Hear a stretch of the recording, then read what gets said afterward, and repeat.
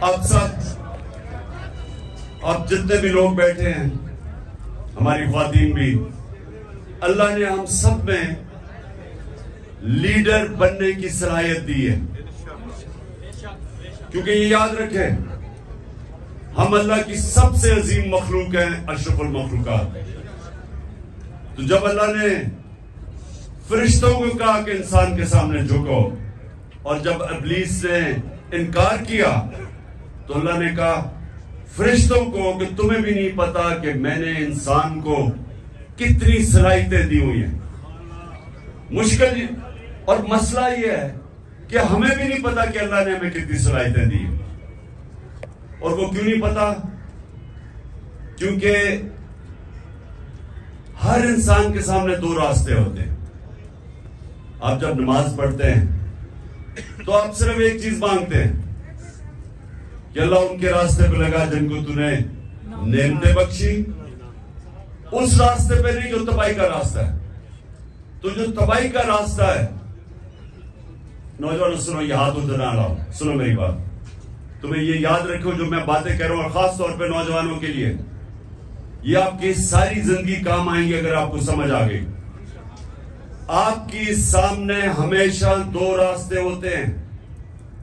ایک آپ کی عظمت کا راستہ ہے، ایک آپ کی تباہی کا راستہ ہے. اور نماز میں ہم مانگتے ہی ہیں کہ اللہ ہمیں وہ عظمت کا راستہ دے. مانگتے ہم نعمتوں کا راستہ ہے اور چاہتے ہیں ہم وہ تباہی کا راستہ، کیونکہ وہ آسان راستہ لگتا ہے. مثلا مجھے کوئی موقع ملا، میں کوئی ایسی پوزیشن میں ہوں، گورنمنٹ پوزیشن میں ہوں، میں تھانے دار ہوں، پولیس میں ہوں، میں فوجی ہوں، جو بھی ہوں، ہر وقت مجھے موقع ملے گا ناجائز قسم کا پیسہ بنانے کے لیے. لگے گا وہ آسان راستہ ہے، رشوت دوں گا ایک دم پیسہ آ جائے گا، لیکن وہ آپ کی تباہی کا راستہ ہے. جس وقت آپ وہ آسان، جو آپ کو راستہ آسان لگتا ہے وہ لیں گے، وہ اصل میں آپ کی تباہی کا راستہ شروع ہو جاتا ہے. کیونکہ قرآن کی ایک اور آیت ہے کہ جس چیز کو سمجھتے ہو تمہارے لیے بری ہے وہ تمہارے لیے اچھی ہے، اور جس کو تم اچھی سمجھتے ہو وہ بری ہے. اس کا کیا مطلب ہے؟ کہ جب آپ سمجھتے ہیں کہ یہ بڑا آسان طریقہ پیسے بنانے کا، آپ اپنا ضمیر بیچتے ہیں، وہ آپ کی تباہی کا راستہ شروع ہو جاتا ہے. جو لیڈر ہے وہ ہمیشہ وہ راستہ لیتا ہے جو اللہ کہتا ہے کہ تمہاری عظمت کا راستہ ہے. اور وہ راستہ کس کا ہے؟ کس کا راستہ ہے؟ وہ کس کا راستہ؟ دنیا کے سب سے عظیم لیڈر نبی صلی اللہ علیہ وسلم کا راستہ ہے. اور وہ اس کی بنیاد کس پہ رکھی گئی ہے؟ دو کیریکٹرسٹکس کے اوپر اس کی بنیاد رکھی گئی ہے لیڈرشپ کے راستے میں: صادق اور امین. سچ بولنے والا اور انصاف کرنے والا. یہ دو کوالٹیز ہیں لیڈر کی. جو بھی آپ میں سے لیڈر بننا چاہتے ہیں یہ یاد رکھیں، آپ کو یہ دو چیزیں، سچائی، جھوٹا لیڈر نہیں ہو سکتا. جب جھوٹا لیڈر ہوتا ہے تو وہ لندن میں جو بھاگا ہوا وہ بن جاتا ہے. لیڈر سچ بولتا ہے. سننے، روزہ کھلنے والا ہے.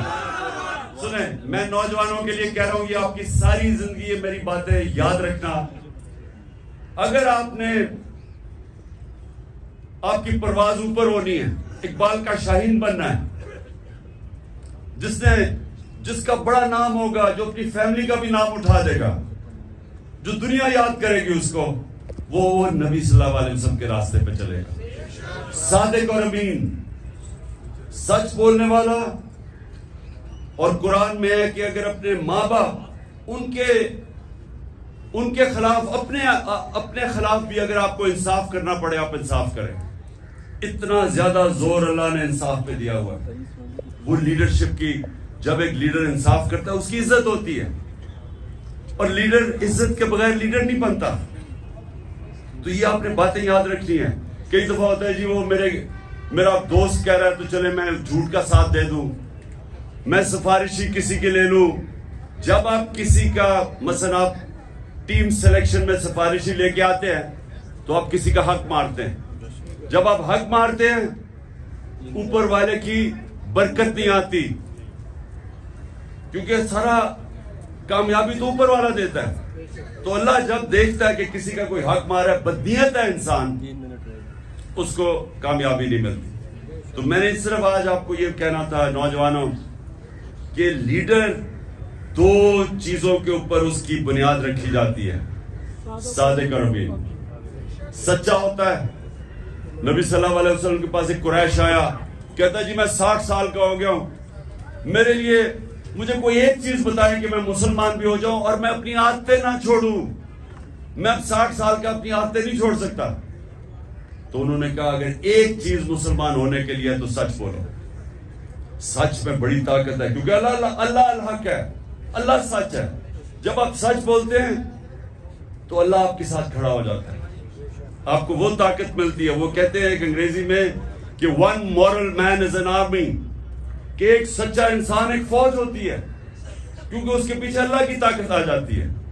اور دوسرا یہ جو انصاف کرنا ہے، یہ یاد رکھیں کہ وہ ابن خلدون کا اس نے کہا کہ میرا تجزیہ ہے، بہت بڑا عالم تھا، کہتا میں نے جو سارا قرآن پڑھی ہے میرا تجزیہ یہ ہے کہ اللہ نے انسان کو زمین پہ بھیجا ہی ایک وجہ سے ہے کہ انصاف کرو، میری زمین پہ انصاف کرو. یہ دو چیزیں یاد رکھیے نوجوانوں، ان دو چیزوں پہ کھڑے رہو، آپ کی معاشرے میں عزت بڑھنی شروع ہو جائے گی. گاؤں کے اندر ایک لوگوں کو پتہ چلے جی وہ آدمی ہے، جو بھی مسئلے ہوتے ہیں وہ ادھر پہنچ جاتے ہیں ان کے مسئلے حل کرنے کے لیے، وہ سچا آدمی اور صادق اور امین ہے. سارے گاؤں اس کی عزت کرتی. نبی صلی اللہ علیہ وسلم کی نبوت سے پہلے سارے مکہ کے لوگ جانتے تھے کہ وہ صادق اور امین ہے. ابھی نبوت نہیں ملی تھی، لیکن یہ خطاب تھا کہ وہ سچا اور ایماندار اور امانتدار آدمی ہے. اس لیے یہ یاد رکھنا کہ دنیا میں اوپر جانا ہے. اچھا یہ سچ بولنا آسان نہیں ہے، مشکل ہوتا ہے، طاقتوں کا سامنا کرنا پڑتا ہے. آپ کے اوپر یہ جو گھر کے اوپر حملے ہو جاتے ہیں، ٹیئر گیس شیلنگ ہو جاتی ہے، لیکن یہ کوئی فکر نہیں، کیونکہ ہمارے نبی صلی اللہ علیہ وسلم نے بڑی مشکلوں کا سامنا کیا تھا. لیکن پھر ان کی جو آج عظمت ہے، اس لیے ہم آج جان دینے کے لیے اس لیے تیار ہیں کہ ان کے کیریکٹر کی وجہ سے کہ وہ رائے حق پہ کھڑے رہے اور آخر میں ساری دنیا ان کے ساتھ ہوگی.